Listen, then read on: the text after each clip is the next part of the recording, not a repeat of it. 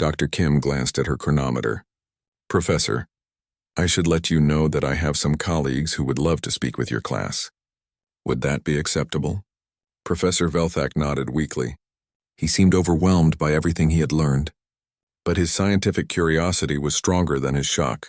Please, Dr. Kim, I think my students and I need to hear more. Dr. Kim activated her communication device. Within moments, 3 new holograms appeared in the lecture hall. Class, I'd like you to meet Oh Ji-ho, Director of the Terran Preservation Project, Hong Mirai, our Chief Terraforming Specialist, and Lim Kyung-hwan, Captain of the human exploration vessel Phoenix Rising. Oh Ji-ho spoke first. He was an older man with graying hair and kind eyes.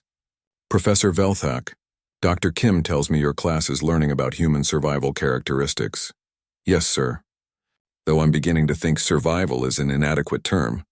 Oh Ji-ho smiled. What would you call it instead? Professor Velthak hesitated. Guardianship, perhaps.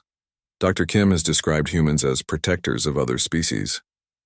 That's one way to look at it, Oh Ji-ho replied. But we prefer to think of ourselves as partners in survival. Hong Mirai stepped forward. She was a middle-aged woman with weathered hands that spoke of years of practical work. Professor, may I show your class what human terraforming looks like? Professor Velthak nodded, and Hong Mirai projected images of a barren, rocky world. This is Kepler 452c before human intervention. Lifeless, toxic atmosphere, extreme temperatures. The image shifted to show the same world, but now it was covered in green vegetation and blue oceans. This is Kepler 452c today, home to over 50 million humans and 12 species of aliens whose homeworlds were destroyed by natural disasters. A Rigelian student gasped. You created an entire biosphere? We helped create it, Hong Mirai corrected. We worked with atmospheric engineers from Rigel, soil specialists from Centauri, and water management experts from the Vega system. Captain Lim spoke up. He was a younger man with alert eyes and a confident bearing. Professor, humans don't terraform worlds for themselves. We terraform them for communities. Communities? Professor Velthak asked. Mixed species colonies, Lim explained. We've learned that diverse communities are more stable and more innovative than single-species settlements. Dong-hyun felt a surge of pride as he listened to his fellow humans describe their work. This was why he had wanted to study at Galactic University, to be part of this larger community. Oh Ji-ho projected a star map showing dozens of human settlements. Currently, humans maintain 47 mixed-species colonies across 19 star systems. Why mixed species? Asked a student from Proxima Beta. Because different species see problems differently, Hong Mirai replied. When you combine human engineering with Rigelian biotechnology and Centaurian mathematics, you get solutions that no single species could develop alone. Captain Lim nodded. My ship's crew includes representatives from 11 different species. We've solved exploration challenges that stumped single-species expeditions. Professor Velthak was taking notes again, but his writing was slower now, more thoughtful. Captain Lim, what kind of exploration do you do? We look for worlds that could support life, investigate cosmic threats, and search for species that might need assistance. Lim projected images of his ship approaching a dying star system. Last year, we evacuated 3 million individuals from 7 different species when their star began to collapse. We relocated them to safe worlds with compatible environments. A gas-breathing student made a sound of amazement. 3 million individuals? The evacuation took 8 months, Lim replied. We worked with ships from 12 different species to move everyone safely. Oh Ji-ho stepped forward again. Professor, this brings us to the real point. Humans didn't just learn to survive extinction. They learned that survival is easier when you work together. What do you mean? Professor Velthak asked. Extinction is the enemy of all life. It doesn't matter what species you are, what world you come from, or what you look like. Extinction will kill you just the same. Oh Ji-ho projected. An image showing representatives from dozens of different species working together on a massive space station. This is the Galactic Preservation Council. Humans helped establish it 5 years ago. It's a cooperative effort to prevent extinction throughout the galaxy. Dr. Kim smiled. Dong-hyun, would you like to tell them what the council has accomplished? Dong-hyun stood up, feeling more confident now. In 5 years, the council has prevented the extinction of over 200 species across 60 star systems. Professor Velthak's crystalline features seemed to brighten. 200 species? Yes, sir. The Council maintains early warning systems for cosmic threats, rapid response teams for biological disasters, and refugee relocation services for populations in danger. Hong Mirai projected images of Council operations across the galaxy. When the Antares system was threatened by a gamma-ray burst, we evacuated 15 billion individuals in 6 months. When a plague threatened the Rigel colonies, we developed and distributed vaccines in 3 weeks. When invasive species threatened the Vega ecosystem, we removed them and restored the natural balance in 8 months. Captain Lim added, the Council coordinates the resources of 47 different species. When one species faces a threat they can't handle alone, the others help. Professor Velthak set down his writing instruments and looked around the lecture hall at his students. They were all staring at the humans with expressions of amazement and respect. Dr. Kim, the professor said slowly, I think I finally understand what makes humans unique. What's that, Professor? Most species see extinction as the end of the story. Humans see it as a problem to be solved. Oh, Jiho nodded approvingly. That's exactly right, Professor. Humans don't accept extinction as inevitable. Even when it is inevitable, Hong Mirai added, humans look for ways to preserve what can be preserved. Captain Lim projected an image of a massive library ship. The Phoenix Rising carries genetic samples, cultural records, and technological data from over 3,000 species. Some of those species are already extinct, Dr. Kim explained. But their information survives. If we develop the technology, we might be able to bring them back someday. Dongyan looked at his classmates. They seemed to be struggling to process everything they had learned. Professor, he said quietly, there's one more thing you should know. What's that, Mr. Lee? Humans share this knowledge freely with anyone who wants it. Professor Veltak tilted his head. What do you mean? Jiho answered. Every survival technique humans have developed, every preservation method we've perfected, every disaster response protocol we've created, it's all available to any species that wants to learn. Why? Asked a Centaurian student. Because extinction is everyone's enemy, Dr. Kim replied. The more species that know how to fight it, the safer everyone becomes. Hong Mirai projected images of humans teaching terraforming techniques to alien engineers. We train anyone who wants to learn. We share our technology. We provide resources for preservation projects, Captain Lim added. The Council accepts new members from any species that wants to join. The only requirement is a commitment to helping preserve life throughout the galaxy. Professor Velthak was quiet for a long moment. When he spoke, his voice carried a note of wonder. You're offering to teach other species how to survive like humans. We're offering to work together to make sure no species has to face extinction alone, Jiho corrected gently. Dr. Kim looked around the lecture hall. Professor, humans learned something important from their history. Fighting extinction is too big a job for any one species, but together, we might actually win. Dongyun felt a warmth in his chest as he watched understanding dawn on his classmates' faces. This was why humans had come to the stars. Not to conquer or to rule, but to find others who shared their fight against the ultimate enemy. Professor Velthak stood up slowly. Dr. Kim, I think my university needs to completely restructure our curriculum. How so, Professor? We need to add courses on extinction prevention, cooperative survival, and interspecies preservation techniques. Jiho smiled. We'd be happy to help design those courses.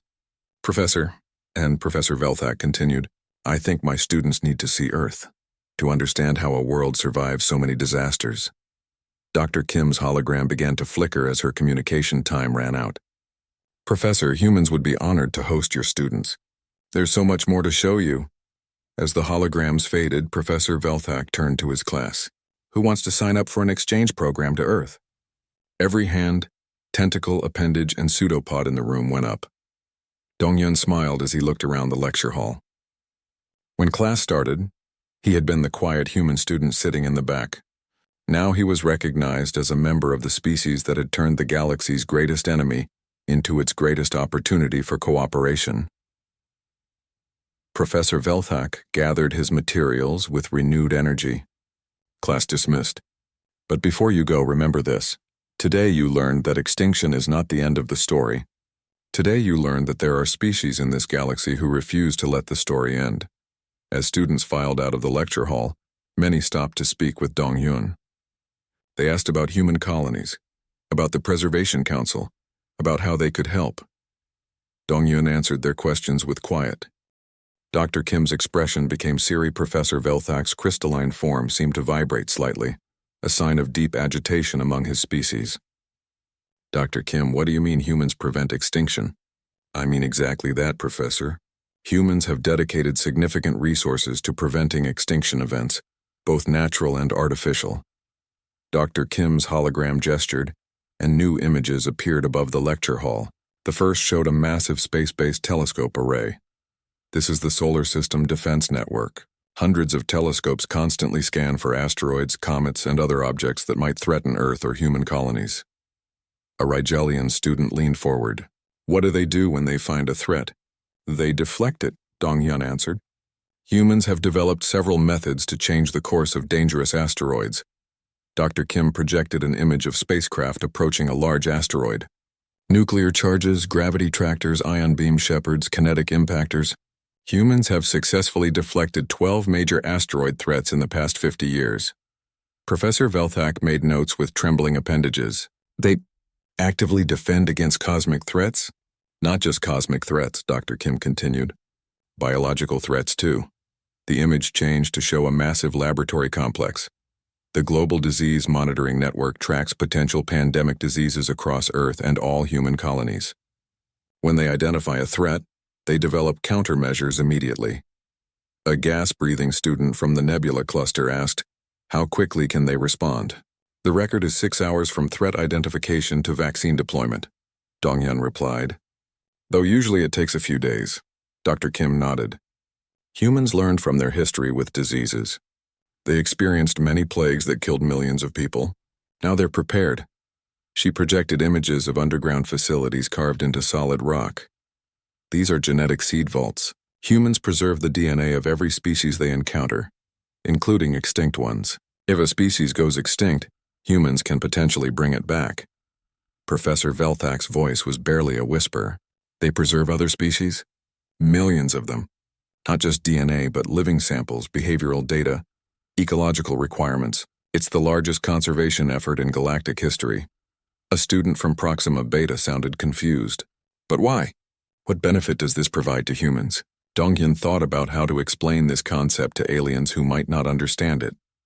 Humans learned that diverse ecosystems are more stable. When you lose species, the whole system becomes weaker. Eventually, it can collapse completely. Dr. Kim projected an image of a complex web showing interconnected species. Every species fills a role in its ecosystem. Remove too many species and the ecosystem fails. Humans have seen this happen many times in their history. So they preserve other species for practical reasons? Asked a Centaurian student. Partly, Dong-Yun replied, but also because they think it's the right thing to do. Professor Velthak looked up from his notes. The right thing to do? Dr. Kim smiled. Humans have developed strong ethical beliefs about extinction. They believe that causing the extinction of another species is morally wrong. She projected images of human scientists working with various alien life forms. When humans encounter new species, their first priority is usually to study them and ensure their survival. They've helped dozens of species avoid extinction. A student from the Vega system made a clicking sound. They help other species survive? Constantly, Dr. Kim replied. The human government maintains the Galactic Species Preservation Initiative. They identify species at risk and provide resources to save them. Dong-Yun activated his own tablet and projected some statistics. In the past 10 years, humans have prevented the extinction of 47 species across 21 different star systems. Professor Velthak stared at the numbers. 47 species, how? Different methods for different situations, Dr. Kim explained. Sometimes they relocate populations to safer worlds. Sometimes they provide medical treatment for diseases. Sometimes they remove invasive species or pollution. She projected an image of humans in environmental suits cleaning toxic waste. From a polluted ocean, the Kepler 442 system was completely poisoned by industrial accidents.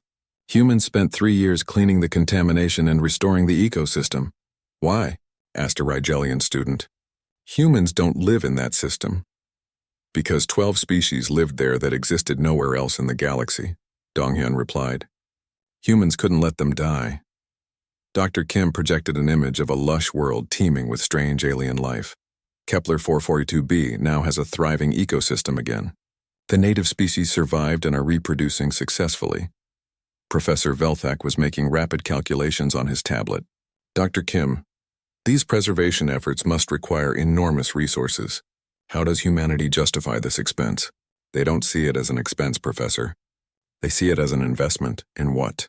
Dr. Kim's expression became serious.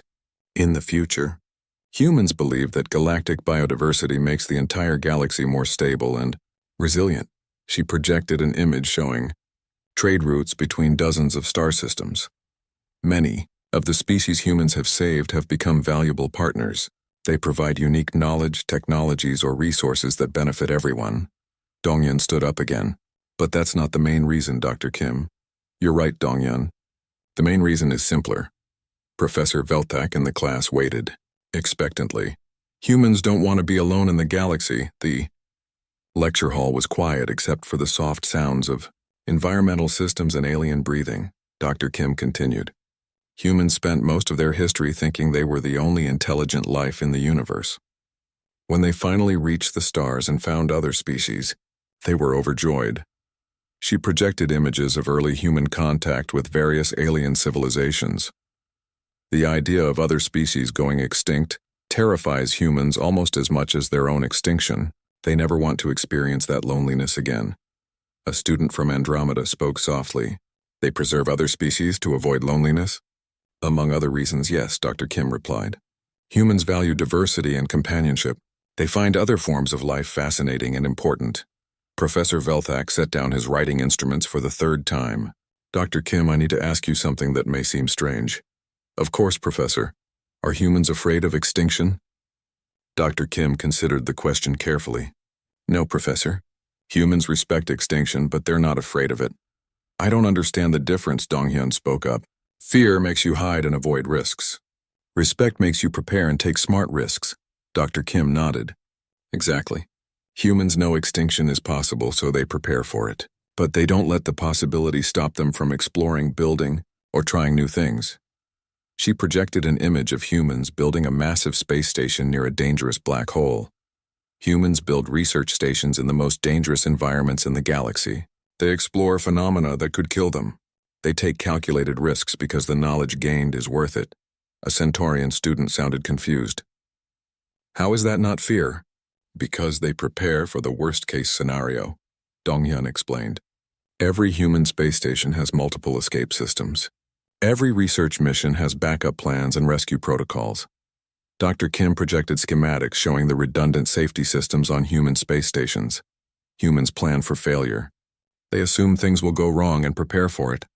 This allows them to take risks that would be suicidal for less prepared species. Professor Velthak studied the schematics. These safety systems are incredibly sophisticated. They have to be, Dr. Kim replied. Human engineering is built around the principle that anything that can go wrong will go wrong. Murphy's Law, Donghyun added. It's a fundamental principle of human design. A student from Rigel asked, what is Murphy's Law? If something can go wrong, it will go wrong at the worst possible time in the worst possible way, Donghyun recited. Professor Velthak looked up from the schematics. That sounds pessimistic. Not pessimistic, Dr. Kim corrected. Realistic. Humans have learned from experience that unexpected failures happen constantly. She projected images of various human disasters and accidents throughout history. Every major human disaster taught them something about failure prevention. They study their mistakes obsessively and design systems to prevent similar failures. Donghyun activated his tablet again. Professor, would you like to know how many backup systems this space station has? Professor Velthak nodded numbly. 17 independent life support systems, 12 different evacuation methods, 8 separate power sources, 4 emergency communication arrays. Dr. Kim smiled. And that's just a standard research station. Critical facilities have much more redundancy. A gas-breathing student asked, how do humans make decisions with so much focus on failure? They calculate risks and benefits, Dr. Kim explained. They ask, what's the worst that could happen? How likely is it? How can we prevent it? How can we survive it if prevention fails? Then they decide if the potential benefit is worth the risk, Dongyun added. Professor Velthak was staring at his notes as if they contained incomprehensible alien mathematics. Dr. Kim, what you're describing is a species that has turned survival into a science. That's exactly right, Professor. Humans have made survival their specialty. OS. Humans don't just survive. Dr. Kim's hologram adjusted some papers on her desk before answering Professor Velthak's question. Each extinction event acts like a filter, Professor. Only the most adaptable, resilient, and creative life forms survive. Over millions of years, this creates incredibly robust ecosystems. Professor Velthak seemed to be struggling with the concept. But Dr. Kim, extinction events should destroy ecosystems, not strengthen them. In the short term, yes. But in the long term, the survivors spread out to fill empty niches. They evolve rapidly to take advantage of new opportunities. Life becomes more diverse and more resilient than before. A student from Rigel raised her scaled hand. Dr. Kim, could you give us an example? Certainly. After the asteroid killed the dinosaurs, small mammals that had lived in burrows suddenly had the entire planet to themselves. Within 10 million years, they had evolved into creatures as large as elephants, hunters as fierce as lions, and flyers as graceful as birds. Dr. Kim projected new images showing the evolution of mammals after the dinosaur extinction. The mammals that survived the asteroid impact were small, adaptable, and could eat almost anything. These traits served them well in the New World. They passed these survival characteristics to their descendants.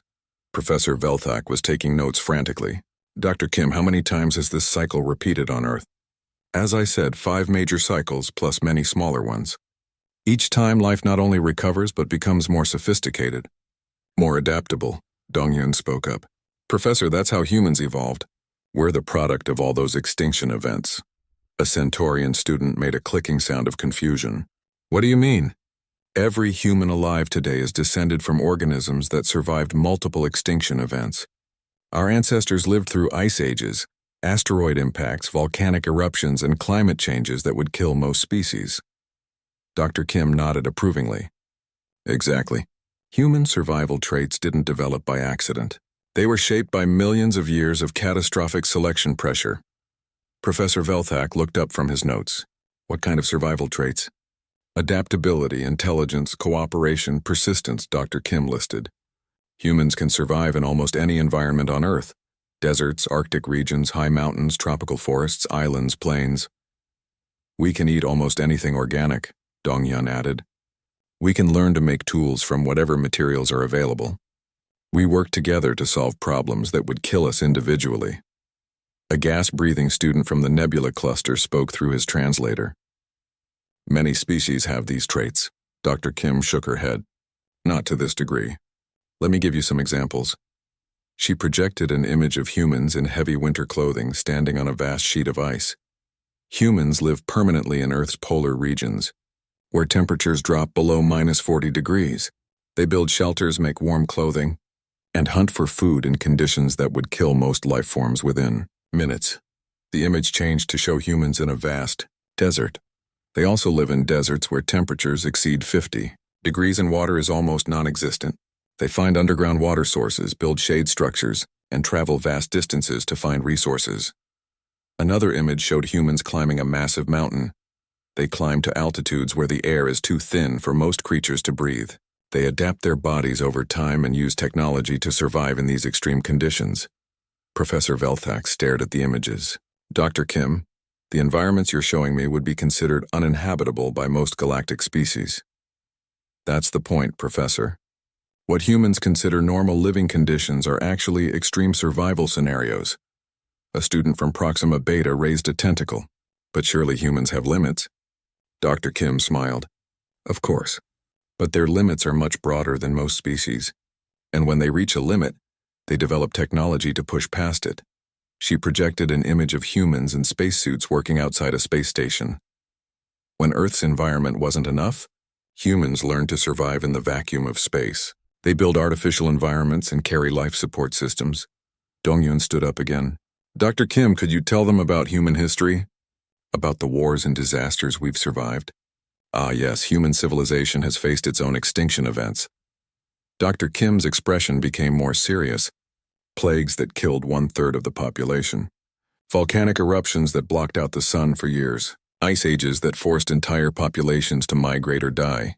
Professor Velthak's voice was barely audible. And humans survived these? Not just survived. They learned from them. Each disaster taught humans new ways to prepare for the next one. Dr. Kim projected images of human cities, massive structures of metal and glass. Modern human civilization is built to withstand almost any catastrophe. They have underground cities, floating cities, cities in space. They store food for years in advance. They have multiple backup systems for everything important. A Rigelian student sounded confused. Why do they assume catastrophe will happen? Because on Earth, catastrophe always happens, Donghyun replied. It's not a question of if, but when. Dr. Kim nodded. Humans have learned that everything they build must be able to survive disasters. Everything they plan must account for the possibility of massive disruption. Professor Velthak set down his writing instruments again. Dr. Kim, what you're describing sounds like a species that lives in constant fear. Not fear. Professor, preparedness. There's a difference. She projected an image of humans working together to build a large structure. Humans don't fear extinction. They respect it. They understand it's possible, so they take steps to prevent it. But they don't let the possibility stop them from building, exploring, or growing. Donghyun thought about his own family's emergency preparations back on Earth. Every household had food stored for months, water purification systems, communication devices, and evacuation plans. It was just normal life. Dr. Kim, Professor Velthak said slowly, how many near-extinction events has human civilization survived? Define near extinction, she replied. Population drops of 50% or more, regional civilization collapses, global climate disruption. The professor's crystalline features seemed to pale. Any of those. Dr. Kim consulted her tablet. Hundreds of regional collapses, dozens of global population crashes, several civilizational restarts. Restarts? Times when human civilization essentially collapsed and had to be rebuilt from small surviving groups. A student from the Vega system made a sound of distress. How is human civilization still intact? Because humans are very good at starting over, Donghyun said. We keep knowledge in multiple forms in multiple places. We teach survival skills to children. We maintain connections across vast distances. Dr. Kim projected an image of ancient human writing on stone tablets. Humans have been preserving knowledge for thousands of years. Even when civilizations fall, the knowledge survives to help rebuild. Professor Velthak was staring at his notes as if they contained impossible equations. Dr. Kim, I must ask directly. Has the human species ever come close to true extinction? Several times. The Toba supervolcanic eruption about 70,000 years ago reduced the human population to perhaps 10,000 individuals. The lecture hall was completely silent. 10,000? Whispered a Centaurian student. Yes. Genetic evidence suggests that all humans alive today are descended from that small group of survivors. Professor Velthak's voice was faint. 10,000 individuals rebuilt your entire species? Over thousands of years, yes. They spread across the planet, adapted to new environments, developed new technologies, and eventually reached the stars. Donghyun looked around the lecture hall at his classmates' shocked faces. Professor, that's what I meant when I said humans are good at surviving things that should kill us. Dr. Kim smiled at him. Donghyun, would you like to tell them about current human expansion? What do you mean? How many humans are alive today? How many worlds do they inhabit? Donghyun did some quick calculations in his head. About 8 billion humans on Earth, maybe 2 billion more in space colonies, orbital stations, and other planets. Professor Velthak dropped his writing instrument. 10 billion individuals? From a population of 10,000? In 70,000 years, yes. And you mentioned multiple worlds? Dr. Kim projected an image of the night sky filled with human space stations and ships. Humans currently inhabit 47 different star systems. They're building permanent colonies in 12 more. They have research stations in places where no other species would even visit. A student from Andromeda spoke up. Why do humans spread so aggressively? Donghyun and Dr. Kim exchanged glances. Finally, Donghyun answered, because we learned that keeping all your people in one place is dangerous. If something happens to Earth, humanity needs to survive somewhere else. Professor Velthak was staring at the star map Dr. Kim had projected. Mr. Lee, are you telling me that human space expansion is motivated by extinction prevention? Partly, yes. We call it not keeping all our eggs in one basket. Dr. Kim chuckled. It's a human saying, Professor. It means don't put everything you value in one place where it could all be destroyed at once. Professor Velthak looked around his lecture hall, then back at the human hologram. Dr. Kim, I think I need to completely revise my understanding of survival and extinction. That's very wise, Professor. And there's something else you should know. What's that? Professor Velthak gestured for Dongyun to continue, though the crystalline being's posture suggested he expected to disprove whatever wild claims the human was about to make. The rest of the class watched with a mixture of curiosity and skepticism. Mr. Lee, the professor said, perhaps you could start with something smaller. You mentioned that humans are good at surviving. Could you give us a specific example? Dongyun thought for a moment.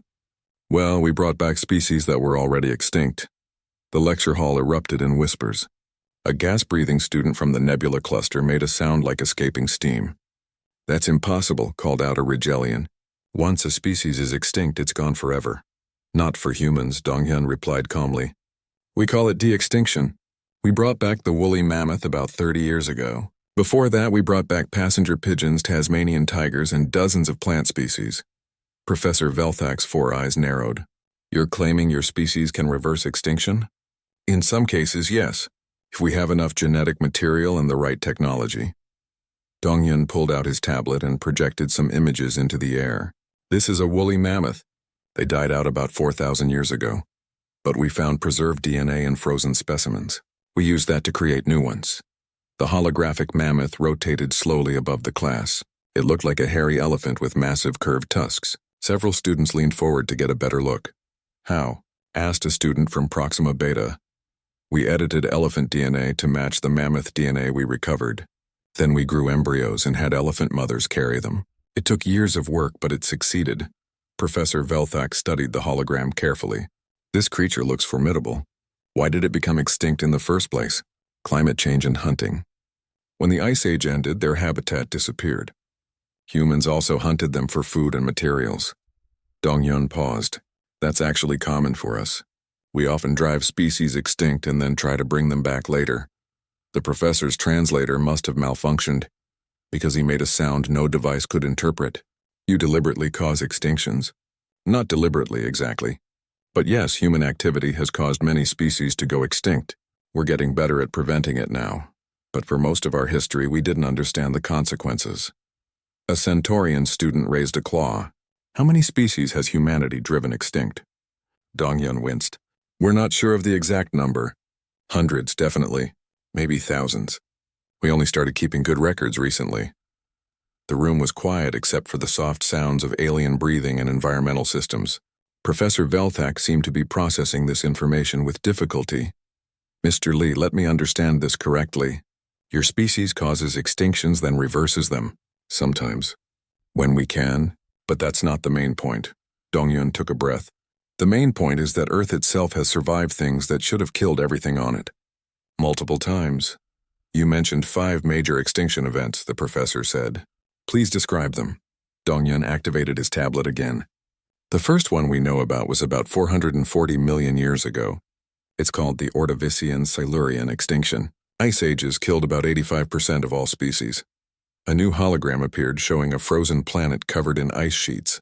Ice ages? A student from a desert world sounded confused. Our planet's temperature dropped dramatically. The oceans froze. Most life lived in the sea at that time, so when the water turned to ice, they died. How did anything survive? Asked the Rigelian student. Life in deep ocean vents. Some creatures that could hibernate. When the ice melted, they spread out again and evolved into new forms. Professor Velthak was taking notes now, his skepticism clearly wavering. Continue. The second major extinction was about 370 million years ago.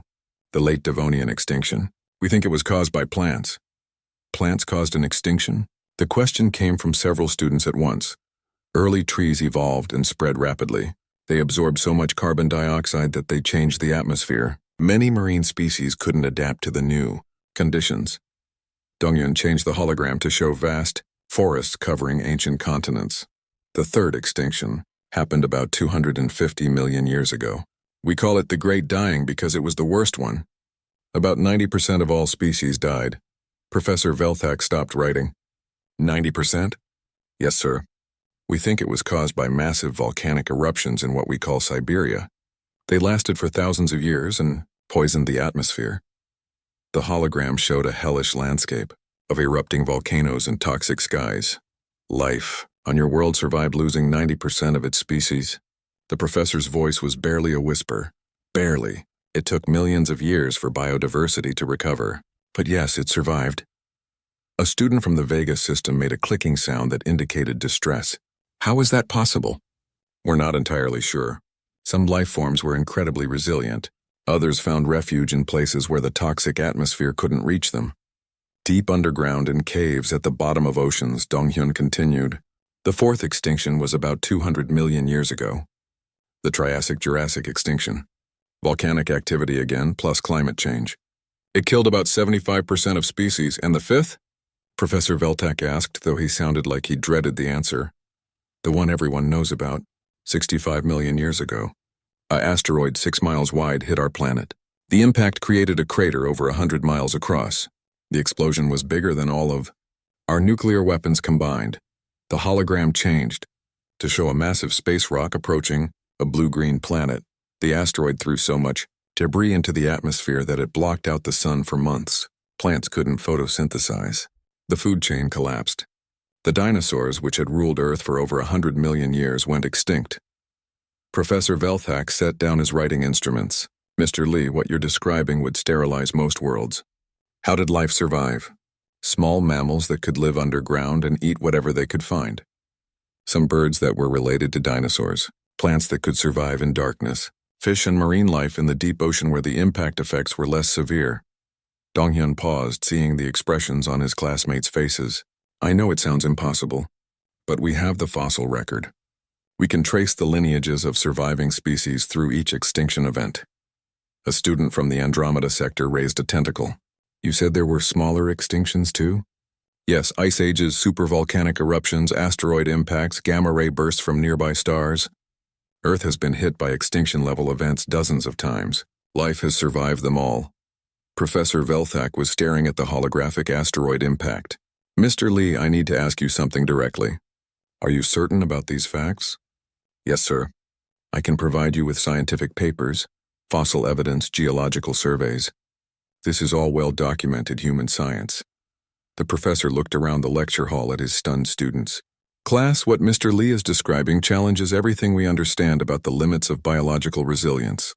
A Centaurian student spoke up. Professor, could we contact Earth to verify this information?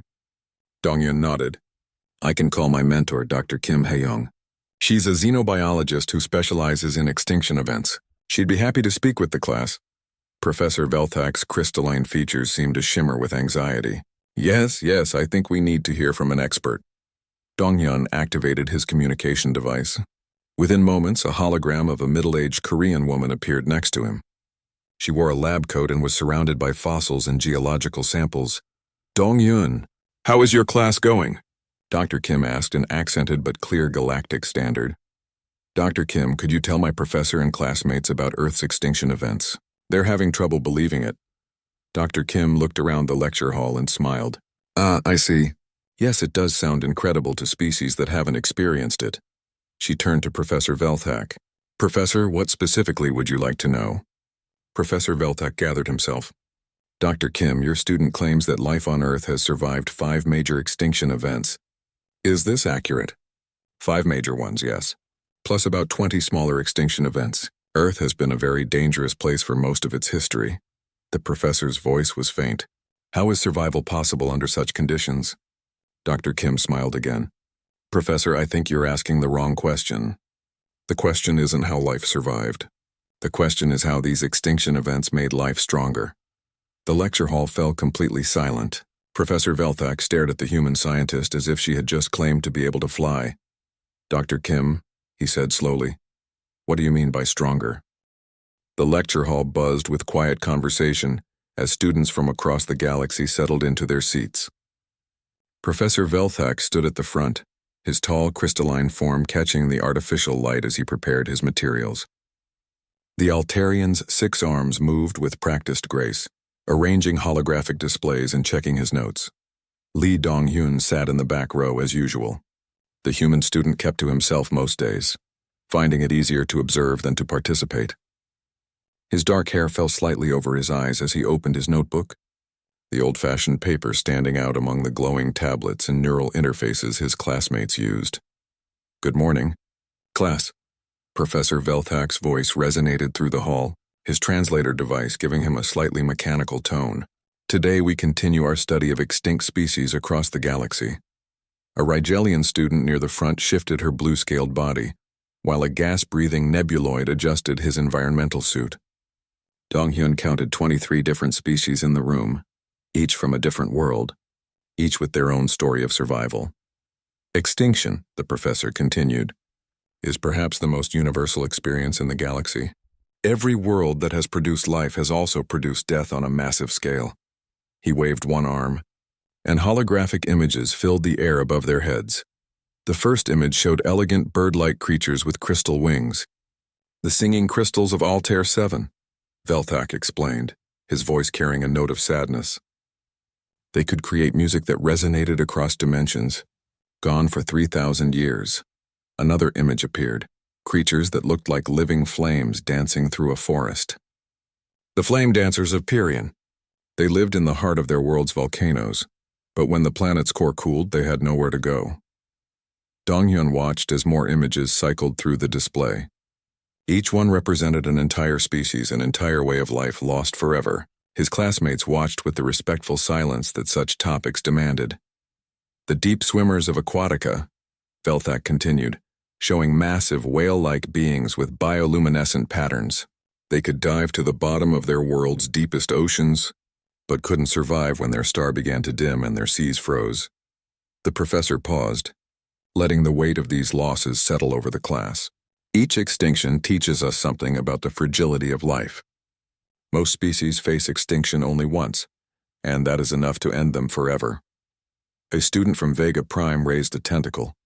"Professor, is it possible for a species to face extinction and survive?"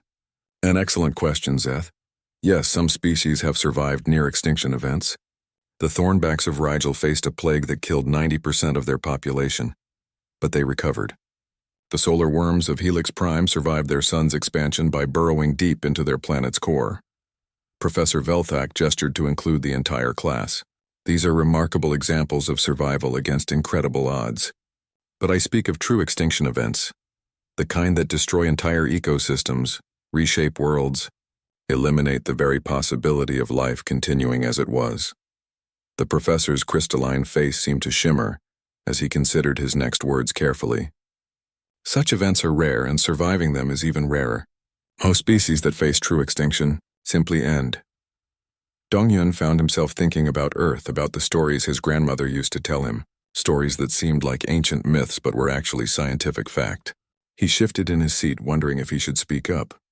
"In fact," Professor Velthak continued, warming to his subject, "I would go so far as to say that facing multiple extinction events is virtually impossible. No species could survive such repeated trauma to their world and their population." The professor looked around the room, his 4 eyes scanning the faces of his students. "This brings me to today's discussion question. It may seem rhetorical, but I want you to think carefully about your answer." He paused, and the room fell completely silent. "Can anyone here claim that their species has encountered extinction and returned from it?" The silence stretched on. Students looked at each other, some shaking their heads or making the equivalent gesture for their species. The very idea seemed impossible. Dong-hyun felt a familiar weight in his chest. He thought about the museums he had visited as a child, filled with bones of creatures that had once ruled his world. He thought about the stories of ice ages and asteroid impacts, of supervolcanoes and massive die-offs that had shaped Earth's history. His hand began to move almost without his conscious decision. "Professor?" Dong-hyun's quiet voice carried across the silent hall. 23 pairs of alien eyes turned to look at him. Professor Velthak's crystalline features registered surprise. "Yes, Mr. Lee?" Dong-hyun's hand was raised halfway, hesitant but determined. "I think I think humans might qualify for that description. A few students made soft sounds that might have been laughter. The idea of the newest species in the galaxy, one that had only recently achieved space travel, claiming to have survived extinction, seemed absurd. Professor Veltak tilted his head, a gesture that conveyed both curiosity and gentle amusement. Please elaborate. What kind of extinction event do you believe humanity survived? Dongyun lowered his hand and stood up slowly. He could feel the attention of the entire class focused on him. But he tried to ignore the nervousness building in his stomach. Well, he began, his voice growing stronger. There have been several. The soft sounds of amusement stopped. Professor Veltak's expression shifted from gentle humor to genuine interest. Several? The professor repeated. Yes, sir. My planet has experienced 5 major extinction events that we know of, plus smaller ones, and ice ages, and asteroid impacts. Dongyun paused, realizing how this must sound to his classmates. I know it sounds impossible, but we have the fossil record to prove it. A Rigelian student turned in her seat to stare at him. You're saying your species survived multiple extinction events? Not exactly, Dongyun replied, choosing his words carefully. My species evolved after most of them, but life on my planet survived them all, and were descended from the survivors. Professor Veltak stepped closer, his 4 eyes fixed on Dongyun with intense focus. Mr. Lee, are you telling me that your homeworld has experienced multiple extinction events and life continued? Yes, sir. The most recent major one was about 65 million years ago. That's when the dinosaurs died out. Dinosaurs? A student from the Centauri system asked. Giant reptiles that ruled our planet for over 100 million years. They were wiped out when an asteroid hit Earth. The impact was so powerful it changed our planet's climate for thousands of years. The lecture hall had become completely quiet. Even the soft humming of the environmental system seemed muted. Professor Veltak's voice was careful, measured. Mr. Lee, you're describing an extinction event that would destroy most worlds entirely. How did life survive? Dongyun shrugged, a very human gesture that probably looked strange to his alien classmates. Life finds a way, I guess. Small mammals survived underground. Some plants survived. Fish in the deep ocean. When the dust settled and the climate stabilized, they spread out and evolved to fill the empty spaces. And this happened multiple times? Yes, sir. Before the asteroid, there was the Great Dying about 250 million years ago. That one killed about 90% of all species on Earth. Before that, there were 3 other major extinction events. Professor Veltak was silent for a long moment. When he spoke again, his voice carried a note of disbelief. Mr. Lee, what you're describing should be impossible. No world should be able to sustain life through even one such event, let alone 5. Dongyun felt a small smile cross his face. That's what makes Earth special, I guess. And humans, too. We're really good at surviving things that should kill us. The professor stared at him, and Dongyun could see the wheels turning in the alien's mind. This was clearly not what Professor Veltak had expected when he asked his rhetorical question. Mr. Lee, the professor said slowly, I think we need to hear more about these extinction events, and about humanity's relationship with survival. Dongyun nodded and remained standing, preparing to share stories that would change how everyone in that room thought about life, death, and the incredible persistence of the species called human.